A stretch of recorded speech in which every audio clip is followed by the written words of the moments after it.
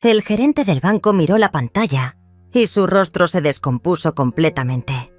Sus ojos se abrieron como platos mientras tartamudeaba sin poder articular palabra. $50 millones. Ese era el número que brillaba en la pantalla frente a él. Y yo, una mujer de 68 años que acababa de ser expulsada de su propia casa por su familia, era la dueña de esa fortuna. Pero déjame contarte cómo llegué hasta ese momento, que cambió mi vida para siempre. 3 días antes, el aroma de canela y clavo de olor flotaba por toda mi casa como un abrazo tibio que yo había preparado con tanto amor. Mis manos arrugadas, que habían trabajado durante 68 años, temblaban ligeramente mientras acomodaba la última servilleta bordada sobre la mesa del comedor. Era Nochebuena, y después de meses de silencio, mi tío Joaquín había aceptado venir a cenar conmigo junto con su esposa Marta. Mi corazón latía como el de una quinceañera esperando su primer baile.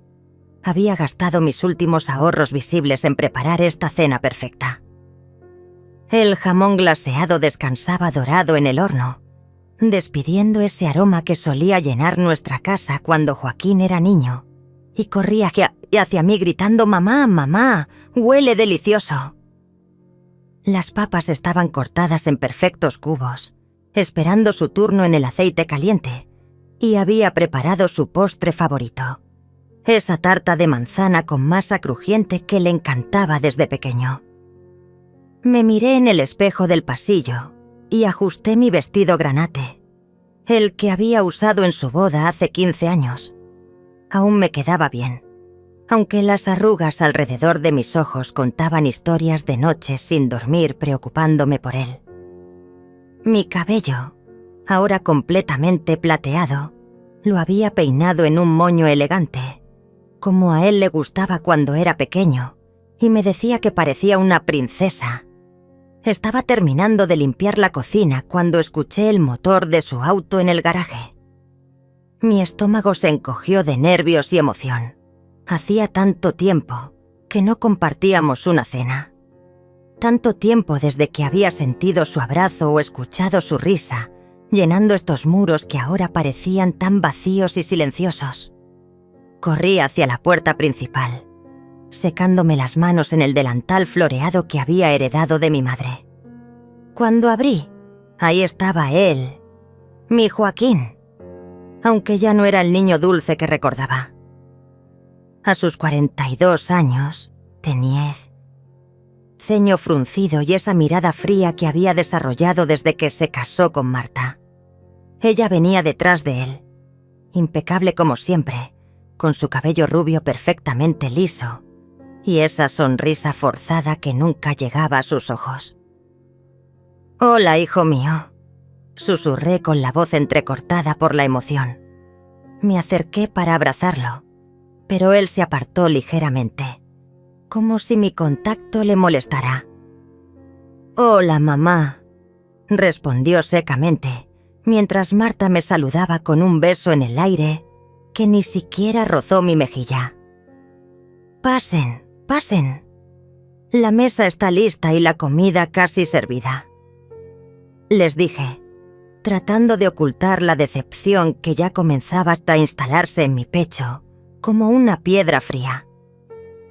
Los guié hacia el comedor, donde había puesto mi mejor vajilla, esa de porcelana blanca con flores doradas que había sido de mi abuela y que guardaba solo para ocasiones especiales. Marta se sentó revisando su teléfono, sin siquiera mirar la mesa que había preparado con tanto cariño. Joaquín tampoco pareció notar los detalles, las velas encendidas, las flores frescas que había comprado esa mañana, o el mantel de encaje que había lavado y planchado especialmente para esta noche. Mientras servía la cena, traté de iniciar conversación. Les conté sobre mi jardín, sobre los tomates que había logrado cultivar este año, sobre la vecina que había preguntado por él. Pero mis palabras caían en el vacío. Ellos intercambiaban miradas cómplices, como si estuvieran compartiendo un chiste del que yo no formaba parte. La comida transcurrió en un silencio incómodo, interrumpido solo por el sonido de los cubiertos contra los platos y los suspiros ocasionales de Marta. Yo comía mecánicamente. El sabor de la comida que había preparado con tanto amor se había vuelto ceniza en mi boca. Cuando finalmente terminamos de cenar, me levanté para recoger los platos, esperando que quizás Marta o Joaquín me ofrecieran ayuda, como solíamos hacer cuando él era más joven. Pero ninguno se movió. Marta siguió navegando en su teléfono, mostrándole a Joaquín fotos de no sé qué, mientras yo cargaba sola con los platos sucios hacia la cocina. Desde el fregadero podía escuchar sus voces en murmullos. No lograba distinguir las palabras exactas, pero el tono era conspirador, como si estuvieran planeando algo que no querían que yo escuchara. Mi corazón se aceleró con una mezcla de curiosidad y ansiedad que no lograba explicar. Regresé al comedor con la tarta de manzana, esa que había horneado pensando en los ojos brillantes de Joaquín cuando era niño, y gritaba de emoción al verla. La coloqué en el centro de la mesa con orgullo, esperando ver aunque fuera una pequeña sonrisa de reconocimiento en su rostro. ¿Te acuerdas, hijo?, pregunté con voz suave. Era tu favorita cuando eras pequeño. Solías ayudarme a pelar las manzanas en esta misma mesa. Joaquín levantó la vista apenas un segundo, con una expresión que no logré descifrar. Sí, mamá, respondió sin emoción, como si estuviera hablando del clima. Marta ni siquiera alzó los ojos de su teléfono. Corté 3 porciones generosas, recordando cómo solía darle la porción más grande a él, con esa sonrisa cómplice que compartíamos. Pero cuando puse el plato frente a él, Joaquín apenas lo tocó. Marta rechazó el suyo completamente, alegando que estaba a dieta. El silencio se volvió ensordecedor. Yo comía mi pedazo de tarta, pero cada bocado se sentía como arena en mi garganta. Las velas que había encendido con tanto cariño se consumían lentamente, creando sombras danzantes en las paredes que parecían burlarse de mis esperanzas. Fue entonces cuando Marta finalmente habló, sin apartar los ojos de su teléfono. Esperanza, necesitamos hablar contigo sobre algo importante. Mi nombre en sus labios sonaba frío, distante. Nunca me había llamado mamá, nunca había mostrado el más mínimo afecto hacia mí, pero esa noche había algo diferente en su voz, algo que me puso en alerta. Claro, hija. ¿De qué se trata?, pregunté, tratando de mantener un tono cálido y abierto, aunque una sensación extraña comenzaba a instalarse en mi estómago. Joaquín se aclaró la garganta y me miró directamente por primera vez en toda la noche. Su mirada no tenía rastro del niño que había criado con tanto amor. Era la mirada de un extraño, fría y calculadora. Mamá, Marta y yo hemos estado hablando, y creemos que ya es hora de que tomes algunas decisiones importantes sobre tu futuro. ¿Mi futuro?, repetí, confundida. No entendía a dónde quería llegar con esa conversación. Mira, mamá, continuó, y en su voz había un tono condescendiente que nunca antes había escuchado. Ya tienes 68 años. Esta casa es demasiado grande para ti. Y francamente, mantenerte aquí ya no es sostenible económicamente. Sostenible económicamente.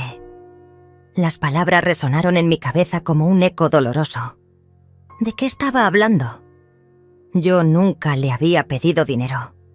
Había trabajado toda mi vida, Había sido independiente siempre. Había criado a este hombre con el sudor de mi frente sin pedirle ayuda a nadie.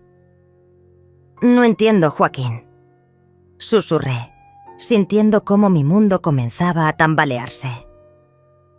«Esta es mi casa. La compré con mi trabajo, la mantuve con mis ahorros». «Sí, pero ya no puedes seguir así», intervino Marta, finalmente guardando su teléfono y mirándome con esa sonrisa falsa que tanto detestaba. «Joaquín y yo hemos encontrado un lugar perfecto para ti.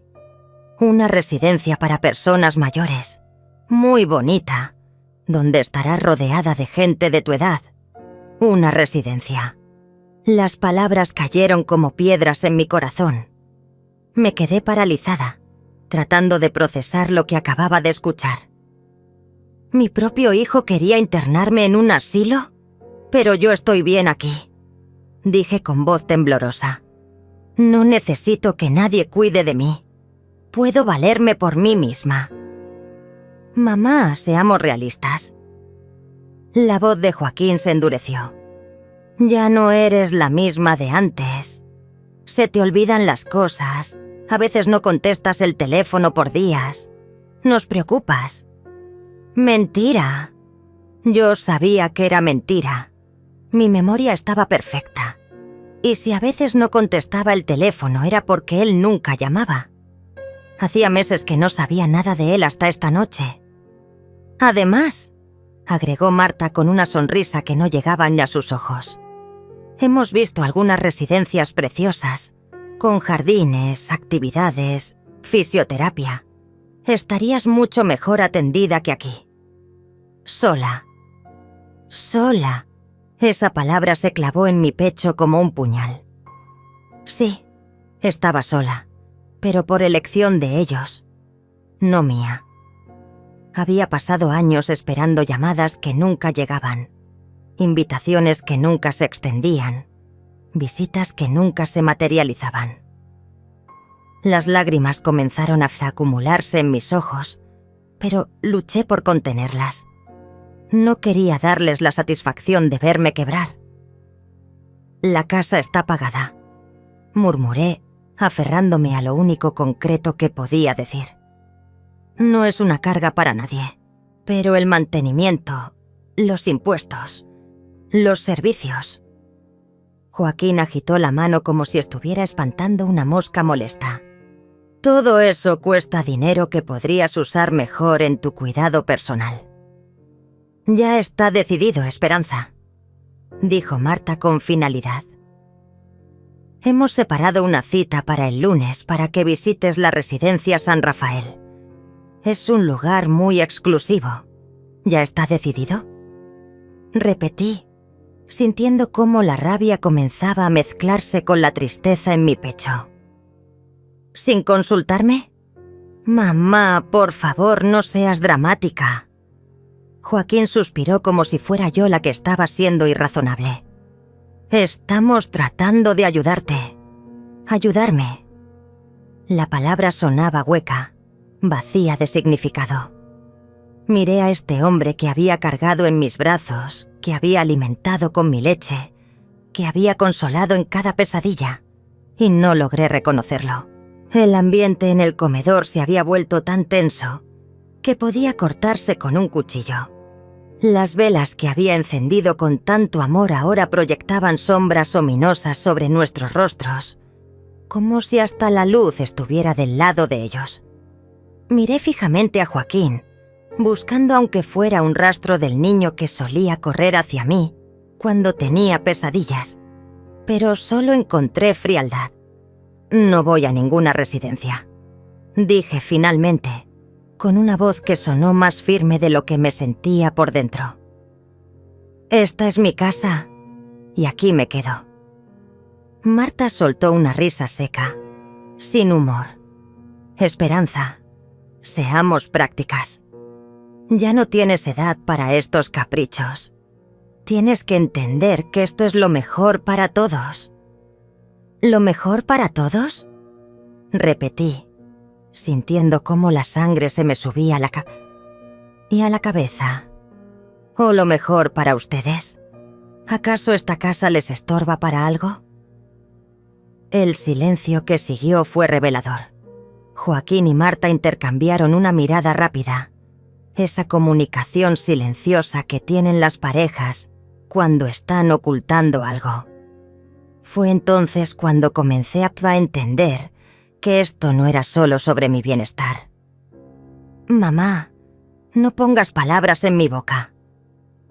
Joaquín se irguió en su silla, adoptando esa postura autoritaria que había desarrollado con los años. «Simplemente creemos que sería mejor para ti estar rodeada de profesionales que puedan cuidarte adecuadamente».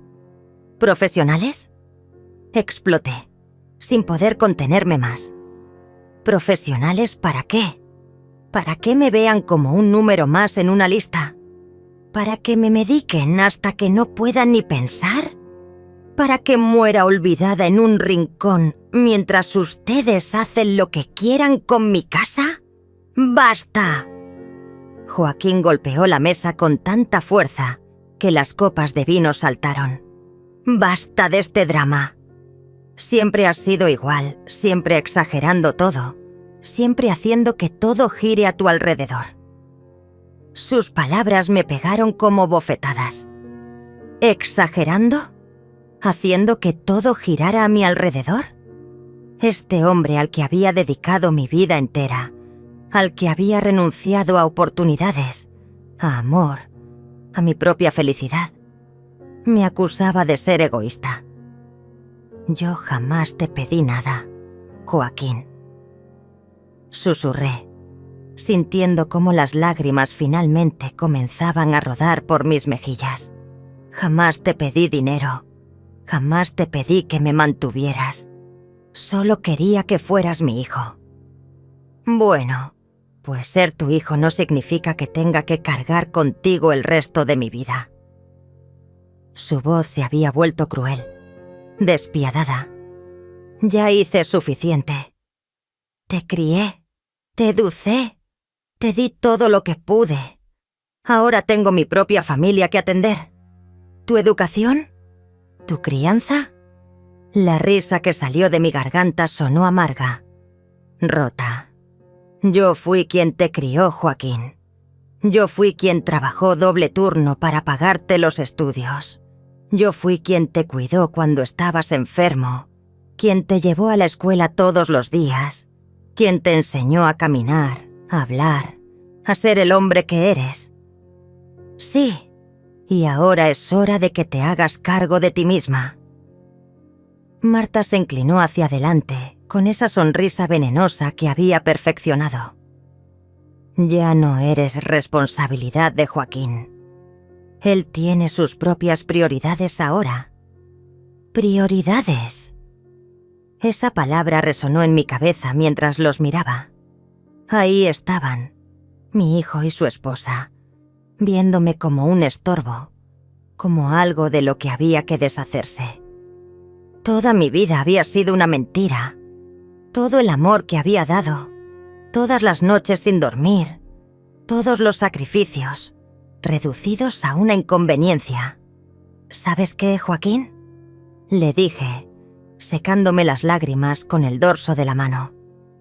Tienes razón, ya no soy tu responsabilidad, pero tampoco eres mi hijo. ¿Qué dijiste?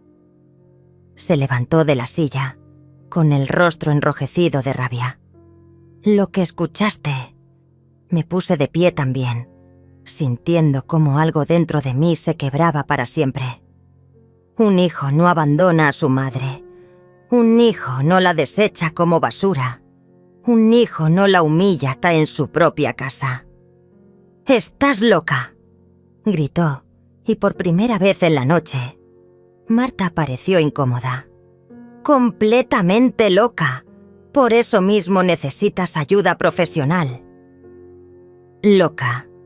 Otra palabra que se clavó en mi corazón. Loca por haber dedicado mi vida a criar a un malagradecido. Loca por haber creído que el amor incondicional de una madre era suficiente. Loca por haber pensado que mi propio hijo me valoraría. Váyanse, dije en voz baja, pero con una firmeza que los sorprendió. Váyanse de mi casa ahora mismo. Mamá, no seas ridícula. Joaquín trató de tomar un tono más conciliador, pero ya era demasiado tarde. El daño estaba hecho. Podemos hablar de esto como adultos. Ya hablamos. Fui hacia la puerta principal y la abrí de par en par. El aire frío de diciembre entró como una cachetada, pero me sentí aliviada. Fuera. Los dos. Ahora. Marta se levantó inmediatamente, claramente ansiosa por irse. Joaquín la siguió, pero se detuvo en la puerta, mirándome con una expresión que no pude interpretar. Cuando cambies de opinión, ya sabes dónde encontrarnos, dijo, como si fuera inevitable que yo cediera. Pero no me voy a quedar rogándote toda la vida. No va a ser necesario, respondí sosteniéndole la mirada. Porque ya no tienes madre. Cerré la puerta con fuerza, dejándolos afuera en el frío. Por primera vez en horas, el silencio me pareció bendito. Pero cuando me apoyé contra la puerta, las piernas me fallaron y me deslicé hasta el suelo, sollozando como no había llorado en años. Mi casa, que minutos antes había sido un hogar lleno de esperanzas, ahora se sentía como una tumba. Las velas seguían ardiendo en el comedor, iluminando los restos de la cena que había preparado con tanto amor. Los platos sucios esperaban en la cocina, testigos silenciosos de la traición más grande de mi vida. Me quedé ahí, sentada en el suelo, con la espalda contra la puerta, sintiendo cómo se me rompía el corazón pedazo por pedazo. 68 años de vida, y recién ahora entendía lo que significaba estar verdaderamente sola. No sé cuánto tiempo pasé ahí, sentada en el suelo frío del recibidor, con la espalda contra la puerta que acababa de cerrar entre mi hijo y yo, para siempre. Las lágrimas habían dejado de caer, pero el dolor en mi pecho se había vuelto físico, como si alguien hubiera clavado un cuchillo y lo estuviera retorciendo lentamente. La casa estaba en completo silencio, excepto por el tic-tac del reloj de péndulo que había heredado de mi madre. Cada segundo que pasaba parecía una eternidad, recordándome que ahora estaba completamente sola en este mundo. Las velas del comedor se habían consumido hasta convertirse en pequeños charcos de cera, y la oscuridad comenzaba a tragarse cada rincón de mi hogar. Me las arreglé para levantarme, aunque mis rodillas protestaron con cada movimiento. Caminé como un fantasma hacia la cocina, donde los platos sucios me esperaban como una burla cruel. La tarta de manzana que había horneado con tanto cariño seguía casi intacta sobre la mesa, recordándome que todo mi esfuerzo había sido en vano. Comencé a lavar los platos mecánicamente, tratando de encontrar algo de normalidad en esta rutina que había repetido miles de veces a lo largo de mi vida. Pero cuando tomé el plato de Joaquín, el mismo en el que había servido su comida favorita cuando era niño, no pude más.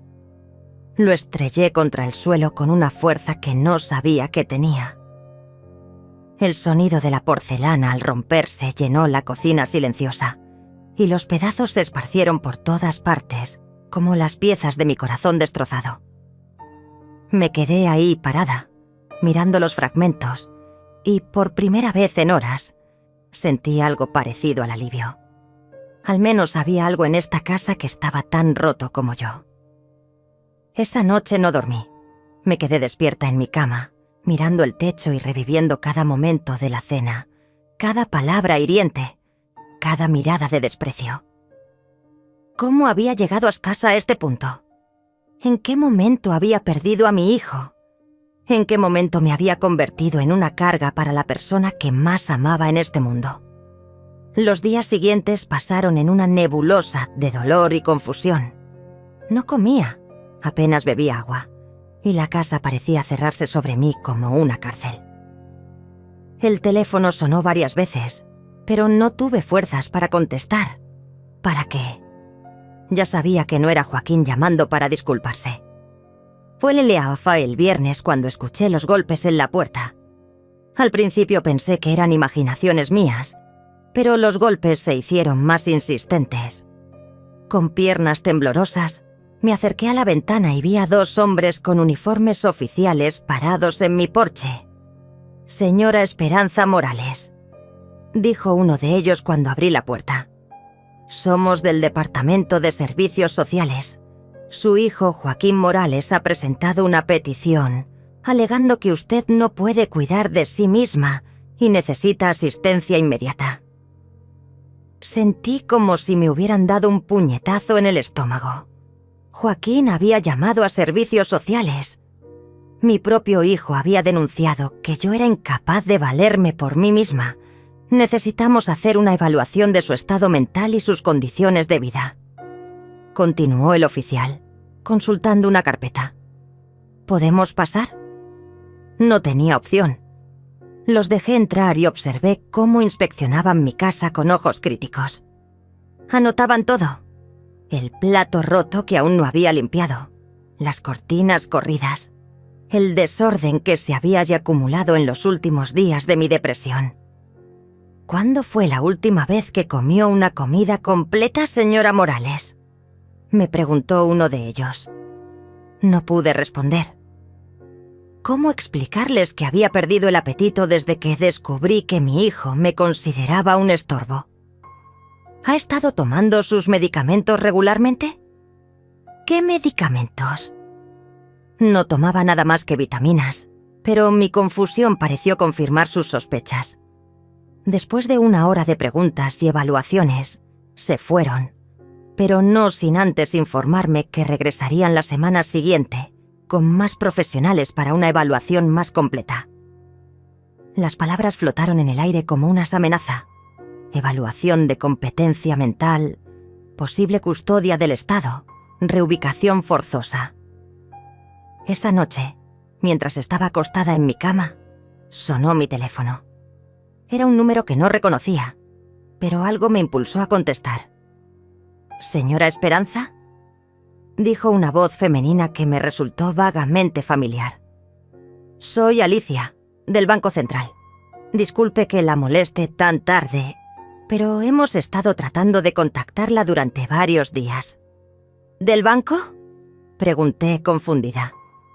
«¿Para qué?». «Señora, necesitamos que venga cuanto antes. Hay algunos movimientos irregulares en sus cuentas que requieren su atención inmediata. Además, tenemos documentos importantes que debe firmar, relacionados con sus inversiones».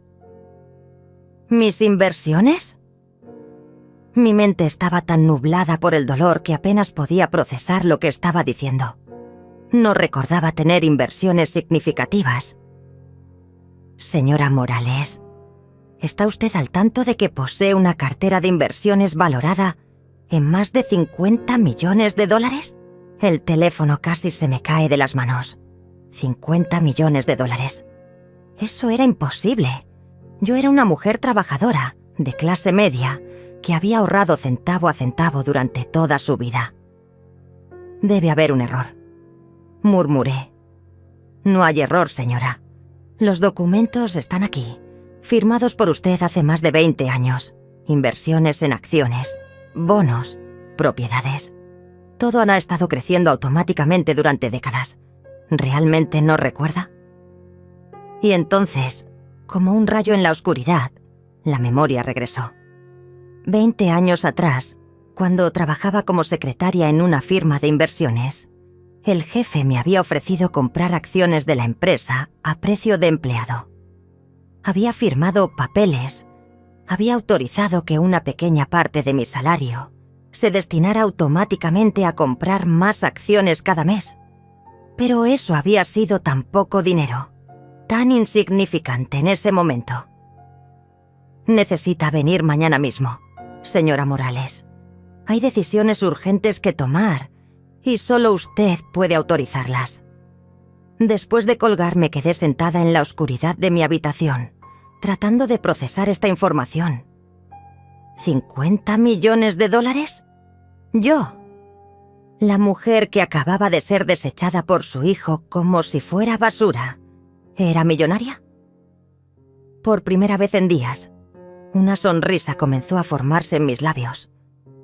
Una sonrisa que no tenía nada que ver con la felicidad, sino con algo mucho más poderoso: la justicia. Esa madrugada no pude dormir ni un minuto más. Me quedé despierta en la cama, con el corazón latiendo tan fuerte que podía escucharlo en el silencio de la habitación. 50 millones de dólares. La cifra daba vueltas en mi cabeza como un torbellino, mezclándose con las palabras crueles de Joaquín de hace unos días. Fracasada, carga, dramática. A las 6 de la mañana ya estaba levantada, bañada y vestida con mi mejor traje sastre color vino, el que guardaba para ocasiones especiales. Me peiné el cabello plateado en un moño elegante y me maquillé con cuidado, por primera vez en días. Cuando me miré en el espejo, vi a una mujer diferente. Ya no era la madre humillada y rota de hace una semana.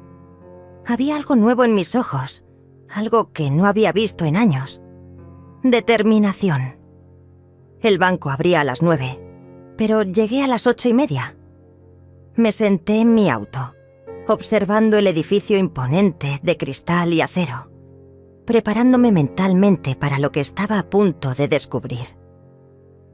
Había traído todos los documentos que pude encontrar en casa, certificados viejos, estados de cuenta que nunca había entendido completamente, papeles que había guardado en una caja durante décadas sin prestarles demasiada atención. Cuando finalmente entré al banco, me dirigí directamente al mostrador de información. «Necesito hablar con Alicia, por favor. Es sobre mis inversiones». La recepcionista me miró de arriba abajo, claramente evaluando mi apariencia. Con una sonrisa condescendiente, me señaló una fila larga donde esperaban otras personas. «Tendrá que hacer fila como todo, señora», me dijo con un tono que dejaba claro que no me consideraba importante. Me ubiqué al final de la fila, detrás de un hombre joven que hablaba por teléfono sobre problemas con su tarjeta de crédito. Delante de él estaba una mujer mayor quejándose de los cargos por servicio. Todos parecían tener problemas pequeños, cotidianos. Yo tenía 50 millones de dólares esperándome, pero nadie lo sabía. La fila avanzaba lentamente. Cada minuto que pasaba, mi ansiedad crecía. ¿Y si había sido un error? ¿Y si la llamada de anoche había sido una broma cruel del destino? Pero entonces recordé la voz profesional de Alicia, la certeza en sus palabras, los documentos que mencionó. Cuando finalmente llegué al mostrador, una empleada joven me atendió con desgano. «¿En qué puedo ayudarla? Necesito hablar con Alicia sobre mis inversiones. Esperanza Morales es mi nombre». La chica tecleó algo en su computadora y frunció el ceño. «¿Alicia quién? Hay varias Alicias trabajando aquí. No sé su apellido, pero me llamó anoche sobre una cartera de inversiones. Es urgente». La empleada suspiró, claramente molesta. «Voy a necesitar más información. ¿Qué tipo de cuenta tiene? ¿Cuál es su número de identificación de cliente? No tengo esa información aquí». Saqué mis documentos viejos de la bolsa. «Tengo esto». La chica echó un vistazo rápido a mis papeles amarillentos y arrugados, y su expresión se volvió aún más despectiva. «Señora, estos documentos son muy antiguos.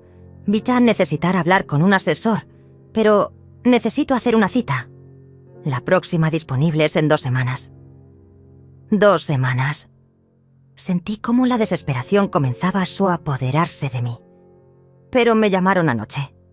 Dijeron que era urgente». «Disculpe, pero si no tiene los documentos correctos, no puedo ayudarla. La siguiente persona, por favor».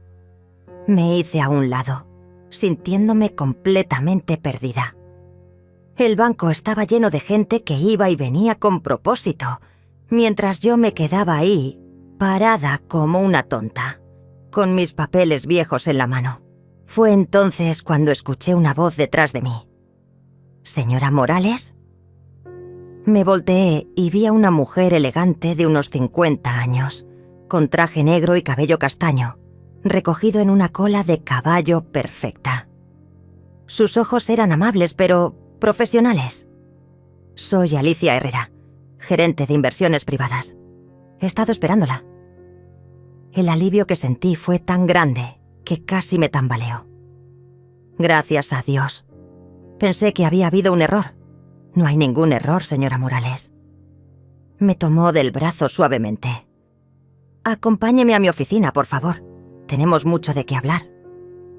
Mientras caminábamos por el banco, noté cómo otros empleados la saludaban con respeto. Era claramente una persona importante en esta institución. Me llevó por un pasillo que no había visto antes, con oficinas de cristal y muebles elegantes. Su oficina era impresionante. Un escritorio de madera maciza, sillones de cuero y una vista panorámica de la ciudad. En las paredes había diplomas y certificaciones que hablaban de su experiencia en finanzas internacionales. «Siéntese, por favor». Me ofreció uno de los sillones mientras ella se sentaba detrás de su escritorio. «Antes que nada, debo disculparme por la demora en contactarla. Hemos estado tratando de localizarla durante meses». «¿Meses?», pregunté, sorprendida. «Sí, su cartera de inversiones ha alcanzado un punto donde necesitamos su autorización para ciertos movimientos. Además, hay dividendos acumulados que deben ser reclamados». Alicia abrió una carpeta gruesa llena de documentos. «Señora Morales, ¿recuerda haber firmado un contrato de inversión automática con Corporación Hernández hace 23 años? «Vagamente. Era mi antiguo trabajo, ¿verdad?» «Exacto. Usted autorizó que $200 de su salario mensual se invirtieran automáticamente en acciones de la empresa. Pero no solo eso. También firmó para reinvertir automáticamente todos los dividendos. $200 mensuales. Parecía tan poco dinero en ese momento. Apenas lo había notado en mis cheques de pago. Corporación Hernández se convirtió en una de las empresas de tecnología más exitosas de América Latina». Alicia me mostró gráficas y números que no entendía completamente. «Sus acciones se han multiplicado por más de 1000 durante estos años». «¿1000 veces?», susurré. «Eso sin contar los dividendos reinvertidos, las divisiones de acciones y las fusiones que han ocurrido». «Señora Morales, su inversión inicial de $200 mensuales durante 5 años, con la reinversión automática, ahora vale exactamente $52.400.000. El mundo se detuvo. 52 millones. Yo, la mujer que había sido llamada fracasada por su propio hijo, tenía más dinero del que él había visto en toda su vida. Mis manos temblaron cuando Alicia puso los documentos frente a mí. Números, gráficas, balances, todo mostrando una realidad que mi mente apenas podía procesar. $52 millones. Yo, una mujer de 68 años que había sido tratada como basura por su propia familia.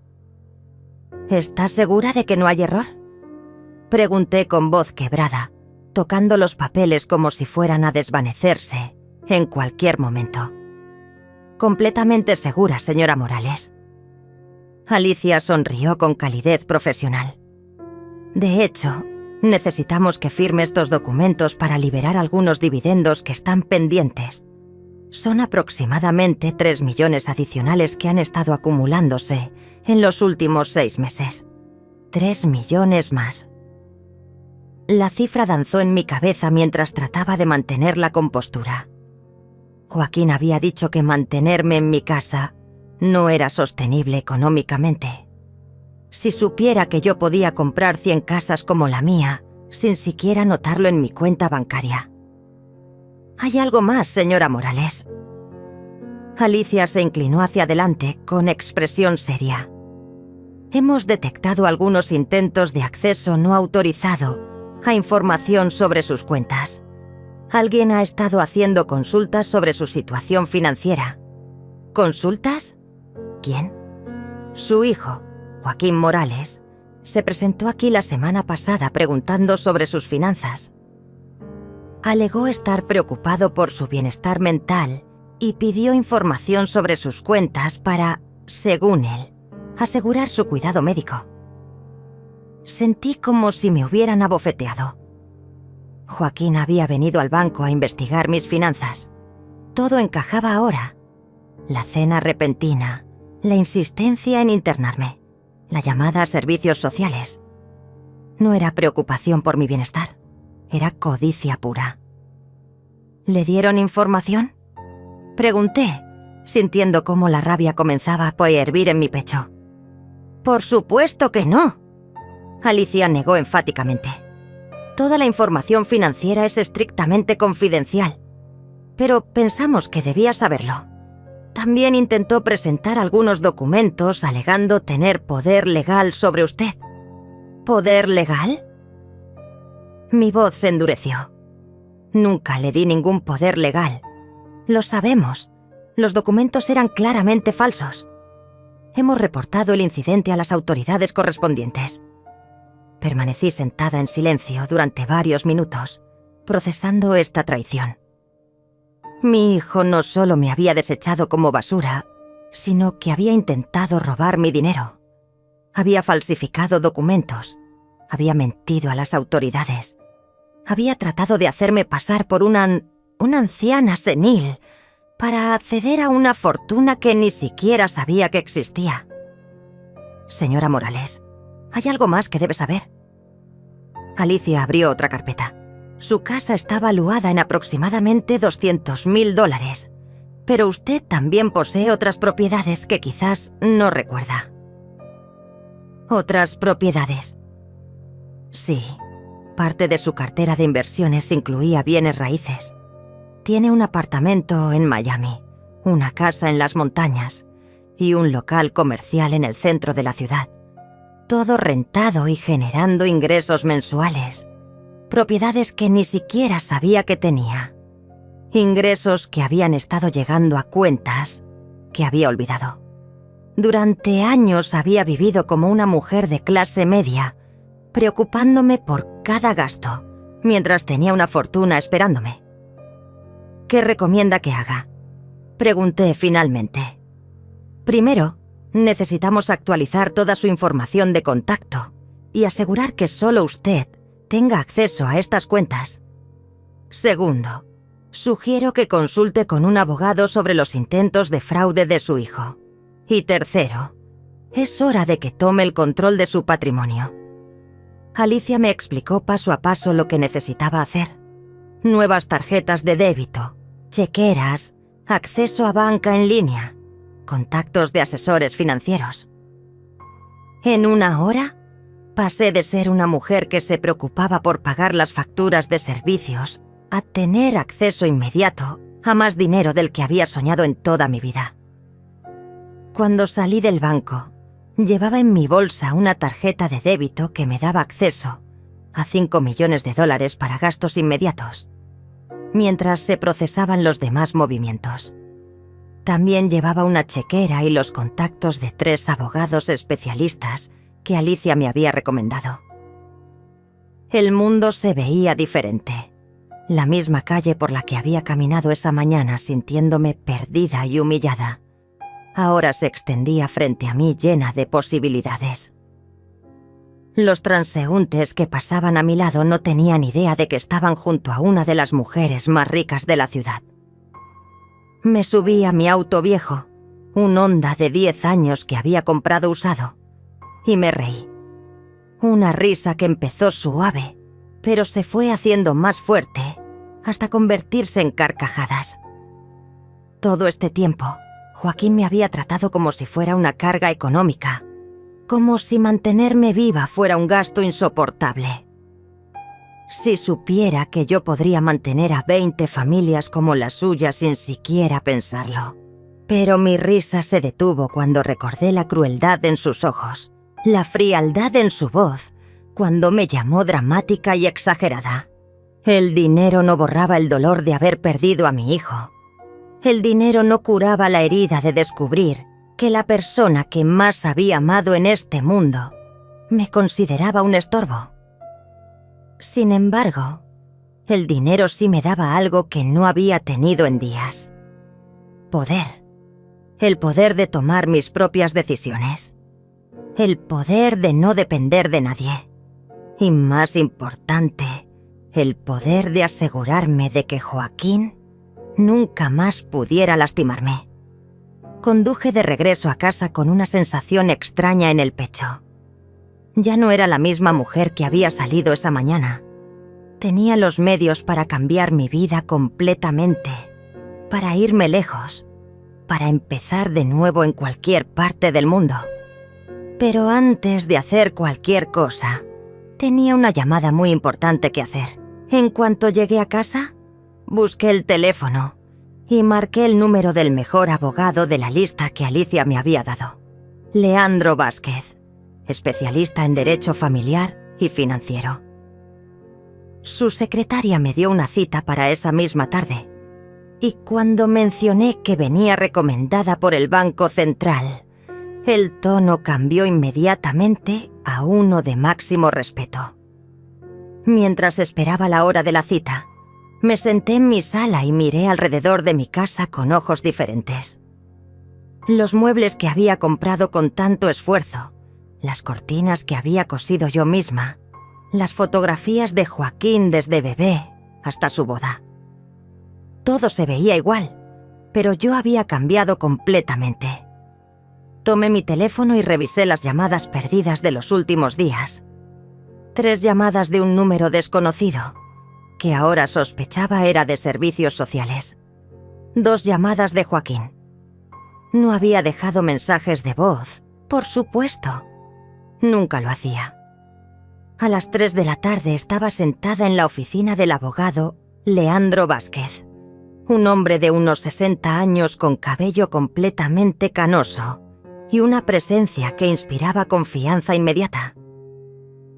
Había traído todos los documentos del banco y le conté toda la historia desde el principio. La cena de Nochebuena, las palabras crueles de Joaquín, la amenaza de internarme, la llamada a servicios sociales y finalmente el descubrimiento de mi fortuna. Señora Morales, lo que me está contando constituye varios delitos. Leandro revisó los papeles que le había mostrado. Intento de fraude financiero, falsificación de documentos y posiblemente conspiración para cometer fraude contra persona mayor. Su hijo podría enfrentar cargos criminales. ¿Criminales? La palabra me impactó, aunque sabía que Joaquín se lo merecía. Sí, intentar acceder fraudulentamente a las finanzas de una persona mayor es un delito federal. Falsificar documentos legales es otro. Y la llamada a servicios sociales con información falsa podría considerarse abuso de proceso. Leandro se reclinó en su silla y me miró con expresión seria. La pregunta es, ¿qué quiere hacer al respecto? No lo sé, admití. Una parte de mí quiere que pague por lo que hizo, pero otra parte es mi hijo. Entiendo, es una decisión difícil, pero hay otras medidas que podemos tomar sin necesariamente presentar cargos criminales. Podemos enviar una carta de cese y desista, alertar a todas las instituciones financieras y establecer medidas de protección legal. Eso sonaba mejor, menos destructivo, pero igualmente efectivo. También sugiero que considere cambiar su testamento. Leandro abrió otra carpeta. Si algo le llegase a pasar, su hijo actualmente heredaría todo automáticamente.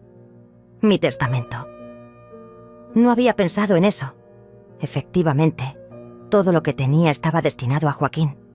$52 millones que irían directamente a las manos del hombre que había tratado de robarme e internarme. Quiero cambiarlo inmediatamente, dije sin dudarlo. Perfecto. ¿Tiene en mente algún beneficiario alternativo? Pensé por un momento. No tenía otros hijos. Mis padres habían muerto hace años. No tenía hermanos. Pero sí tenía una idea. Quiero establecer una fundación para ayudar a mujeres mayores que han sido abandonadas o maltratadas por sus familias. Leandro sonrió por primera vez desde que había llegado. Es una idea excelente. Podemos estructurar todo de manera que usted mantenga control total durante su vida, pero que sus recursos se destinen a esa causa después. Pasamos las siguientes 2 horas redactando documentos. Nuevo testamento, órdenes de protección financiera, cartas legales dirigidas a Joaquín y a servicios sociales. Cuando terminamos, me sentí como si hubiera construido una fortaleza legal a mi alrededor. Mientras conducía de regreso a casa, mi teléfono sonó. Era Joaquín. Por primera vez en días, decidí contestar. «Mamá». Su voz sonaba extrañamente tensa. «¿Dónde has estado?» «He estado tratando de contactarte». «He estado ocupada, Joaquín», respondí con una frialdad que lo sorprendió. «Mira, sobre lo de la otra noche. Tal vez fui un poco duro contigo. Marta y yo hemos estado hablando y pensamos que podríamos buscar otras opciones antes de la residencia». «¡Qué interesante!». El cambio de tono era tan obvio que casi me daba risa. «¿Otras opciones?» «Sí. Podríamos contratar una enfermera para que te visite, o tal vez podrías venirte a vivir con nosotros por un tiempo. Solo hasta que te sientas mejor. Vivir con ellos». La idea me causó náuseas. Ser tratada como una carga en su propia casa. Soportar las miradas de desprecio de Marta todos los días. «¿Y qué hay de los servicios sociales, Joaquín?», pregunté directamente. Hubo un silencio largo. «¿Servicios sociales?». «Sí. Los hombres que vinieron a Saatchi a evaluarme porque tú los llamaste, alegando que no podía cuidar de mí misma». Otro silencio. «Mamá, yo solo estaba preocupado por ti. Después de cómo actuaste la otra noche, pensé que tal vez necesitabas ayuda profesional». Su mentira era tan descarada que sentí rabia pura. «¿Y tu visita al banco, Joaquín? ¿También fue por preocupación?». Esta vez el silencio fue mucho más largo. Cuando finalmente habló, su voz había perdido toda pretensión de afecto. «¿Cómo sabes eso?». «Porque el banco me llamó para informarme sobre tus intentos de acceder fraudulentamente a mis cuentas y sobre los documentos falsos que trataste de presentar». «Mamá, ¿yo puedo explicar?». «No hay nada que explicar, Joaquín. Ahora entiendo perfectamente qué tipo de hombre eres. Qué tipo de hijo eres. Tú no entiendes nada». Explotó, mostrando su verdadera naturaleza. «Tienes dinero escondido mientras yo he estado preocupándome por tus gastos médicos futuros. Es mi herencia. Su herencia». Ahí estaba la verdad desnuda. No se había preocupado por mí. Se había preocupado por su herencia. Era tu herencia, Joaquín. Enfaticé la palabra era. Pero un hijo que trata de robar a su madre e internarla para acceder a su dinero no merece heredar nada. ¿Qué quieres decir con era? Quiero decir que hoy cambié mi testamento. Ya no eres mi beneficiario. Ni tú ni tus futuros hijos heredarán un centavo de mí». El grito que salió del teléfono fue tan fuerte que tuve que alejarlo de mi oído. Cuando volvió a hablar, su voz era pura furia. «No puedes hacer eso. Soy tu único hijo. Tengo derecho». «No tienes ningún derecho, Joaquín. Los hijos que abandonan a sus madres pierden todos sus derechos». Colgué el teléfono y lo apagué inmediatamente. Por primera vez en días me sentí completamente en paz. Los días siguientes fueron una tormenta de llamadas desesperadas, mensajes de texto suplicantes y hasta visitas no deseadas que decidí ignorar completamente. Joaquín había perdido la compostura por completo. Sus mensajes pasaron de intentos de reconciliación falsa a amenazas directas, luego a súplicas patéticas y finalmente a insultos que revelaban su verdadero carácter. Desde mi ventana, lo vi llegar varias veces a mi casa, golpeando la puerta con desesperación, gritando que necesitábamos hablar. Pero yo ya no era la mujer vulnerable que había sido una semana atrás. Tenía poder ahora y, más importante, tenía claridad mental. No le abrí ni una sola vez. El martes recibí una llamada de Leandro informándome que Joaquín había contratado un abogado para impugnar el cambio de testamento, alegando que yo no estaba en mis facultades mentales cuando lo modifiqué.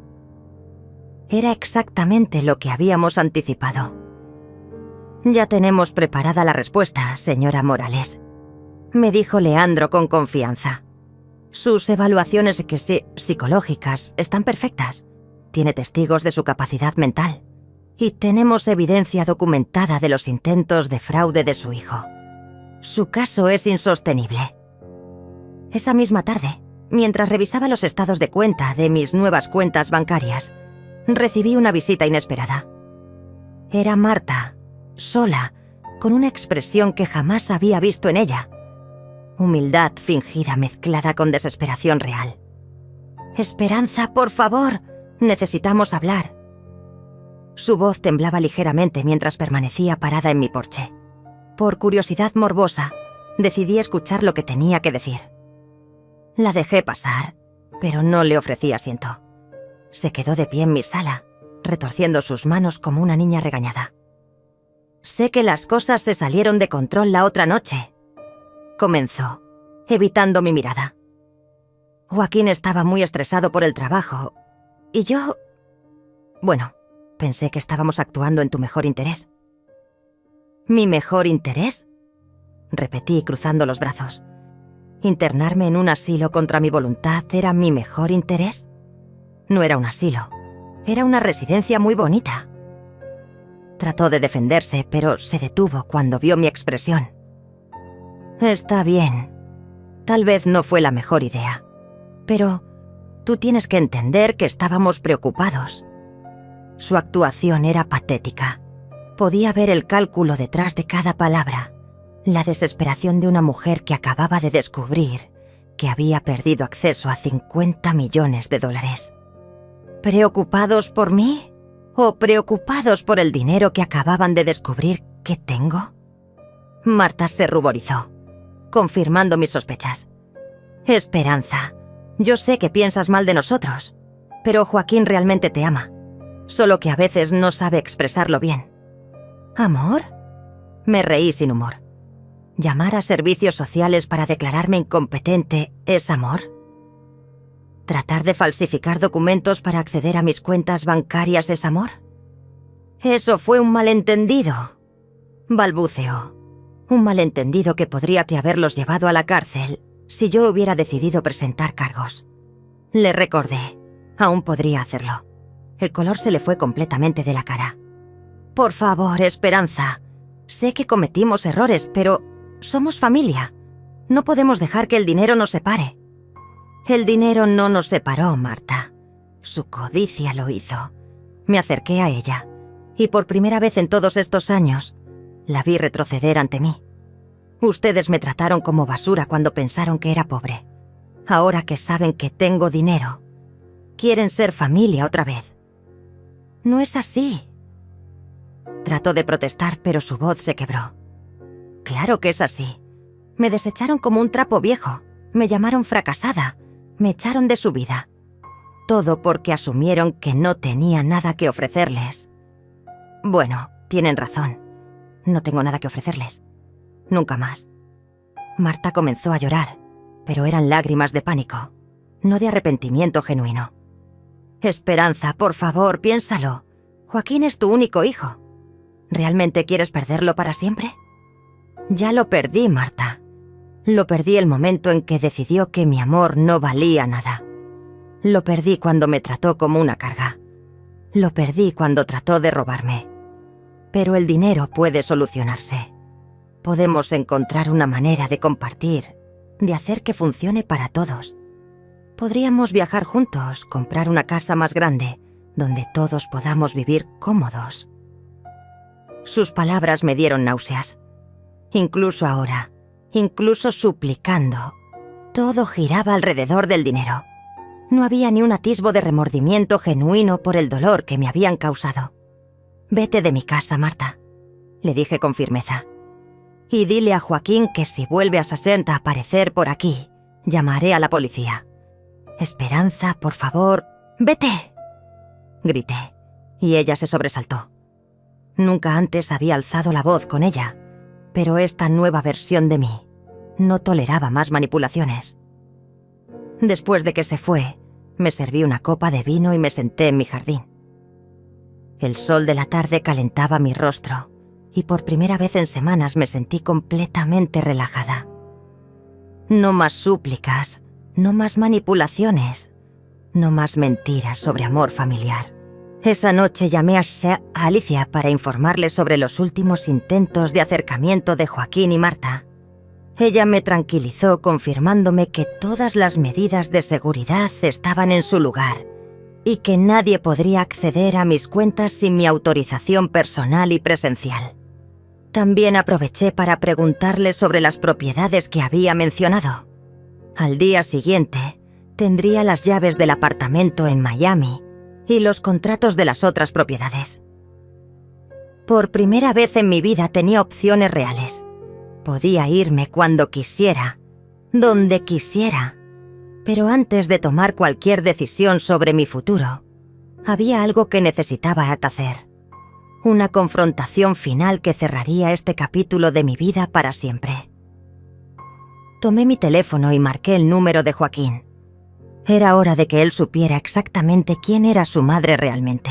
Joaquín contestó al primer timbrazo, como si hubiera estado esperando junto al teléfono. Su voz sonaba ronca, desesperada. «Mamá, gracias por llamar.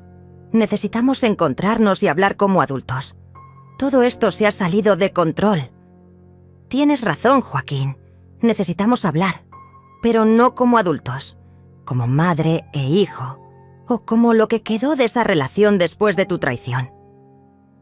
Mamá, por favor, no sigas con ese drama. Yo solo estaba tratando de protegerte». ¿Protegerme? Lo interrumpí con una risa fría. ¿Falsificar documentos para robar mi dinero era protegerme? ¿Llamar a servicios sociales para declararme incompetente era protegerme? Hubo un silencio largo antes de que hablara, y cuando lo hizo, su voz había cambiado. Ya no había pretensión de afecto. Solo quedaba la desesperación cruda. «Está bien, cometí errores. Pero tú también tienes que entender mi posición. Toda mi vida pensé que tendríamos que cuidarte económicamente cuando fueras mayor. De repente descubro que tienes más dinero que el que veré en toda mi vida. Y ni siquiera me lo habías dicho». Ahí estaba la verdad. No estaba arrepentido por haberme lastimado. Estaba enojado porque no le había contado sobre mi fortuna. ¿Y por qué deberías haberte dicho algo, Joaquín? ¿Para que me trataras bien solo por mi dinero? ¿Para que fingieras amarme por mi cuenta bancaria? No es eso, mamá. Pero soy tu hijo. Tengo derecho a saber estas cosas. No, Joaquín. Los hijos que respetan y aman a sus madres tienen derecho a saber. Los hijos que las tratan como basura y las abandonan no tienen derecho a nada. Su respiración se aceleró al otro lado de la línea. «Mira, sé que no he sido el hijo perfecto, pero tú tampoco has sido la madre perfecta. Siempre tan controladora, siempre haciéndome sentir culpable por vivir mi propia vida». Sus palabras me dolieron, pero ya no tenían el poder de destruirme como antes. Tienes razón, no fui perfecta, pero te amé incondicionalmente. Te di todo lo que tenía, sacrifiqué mi felicidad por la tuya. Y tú me pagaste con desprecio. Yo nunca te desprecié. ¿No? Entonces, ¿cómo llamas a tratarme como una empleada en mi propia casa? ¿Cómo llamas a decirme que era una fracasada? ¿Cómo llamas a echarme de tu vida como si fuera basura? El silencio se extendió tanto que pensé que había colgado. Cuando finalmente habló, su voz era diferente, más pequeña, más real. Yo estaba enojado, frustrado con mi trabajo, con las deudas, con la presión de Marta. Y tú siempre parecías tan necesitada, tan dependiente. Dependiente. Otra palabra que se clavó en mi corazón. Pero esta vez, en lugar de dolor, sentí algo parecido a la piedad. Este hombre que había sido mi bebé, mi niño, mi razón de vivir, se había convertido en un extraño lleno de resentimiento y codicia. Joaquín, nunca fui dependiente de ti. Nunca te pedí dinero. Nunca te pedí que me mantuvieras. Solo quería tu amor. Solo quería seguir siendo tu madre. Lo escuché suspirar profundamente. ¿Y ahora qué? ¿Me vas a castigar por el resto de mi vida? ¿Vas a dejarme sin nada por un error? No es un castigo, hijo. Es una consecuencia. Le expliqué con una calma que me sorprendió. Pasaste de amarme condicionalmente a intentar robarme. Demostraste que tu amor tenía precio. Y ese precio era mi dinero. Pero soy tu hijo. Ya no. Un hijo no abandona a su madre. Un hijo no la traiciona.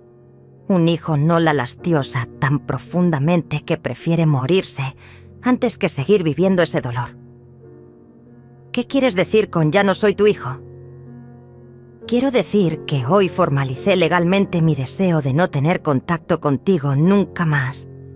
Quiero decir que te he donado todo mi patrimonio a una fundación que ayudará a mujeres como yo, que fueron abandonadas por sus hijos. Quiero decir que has perdido no solo la herencia, sino también a tu madre.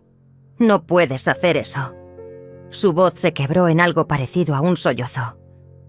Yo soy lo único que tienes. Te equivocas, Joaquín. Tú no eres lo único que tengo. Tú eres lo único que perdí. Ahora tengo libertad, dignidad, recursos para ayudar a otras mujeres y la paz de saber que nunca más seré lastimada por alguien que dice amarme. Mamá, por favor. Su voz era ahora un susurro roto. No puedes terminar así con nosotros. Soy tu hijo, cometas los errores que cometa. Hubo un tiempo en que eso era cierto, pero ese tiempo terminó cuando decidiste que mi amor no valía nada. Cuando me convertiste en tu enemiga por dinero que ni siquiera sabías que existía. Tomé una respiración profunda, preparándome para las palabras más difíciles que había pronunciado en mi vida. Adiós, Joaquín. Espero que algún día entiendas lo que perdiste. No perdiste $50 millones. Perdiste el amor incondicional de una madre que habría dado la vida por ti. Mamá, espera. Colgué el teléfono y lo apagué para siempre. 3 meses después, estaba sentada en la terraza de mi nuevo apartamento en Miami, viendo el amanecer sobre el océano. Mi fundación, Madres Olvidadas, había abierto oficialmente y ya estábamos ayudando a 100 mujeres mayores que habían sido abandonadas por sus familias. Tenían vivienda digna, atención médica y, más importante, tenían respeto y amor. Cada mañana recibía cartas de mujeres agradeciendo por darles una segunda oportunidad de vivir con dignidad. Cada historia era diferente, pero todas compartían el mismo dolor que yo había vivido, el abandono de quienes más amaban. Mi teléfono nuevo sonó. Era Alicia, ahora mi administradora financiera y algo parecido a una amiga. Buenos días, Esperanza. Solo quería informarte que llegó otra donación anónima a la fundación. $50.000 de alguien que leyó sobre nosotras en el periódico. Sonreí mientras tomaba mi café, viendo las gaviotas volar sobre las olas. Esa era mi nueva vida. Usar mi fortuna para sanar heridas como las que Joaquín me había causado. Convertir mi dolor en esperanza para otras mujeres. Nunca supe si Joaquín alguna vez entendió lo que había perdido. Nunca traté de averiguarlo. Algunas heridas son tan profundas que la única cura es el perdón a uno mismo y la construcción de una nueva vida sobre las cenizas de la anterior. Yo había encontrado mi paz. Y por primera vez en 68 años, era completamente libre.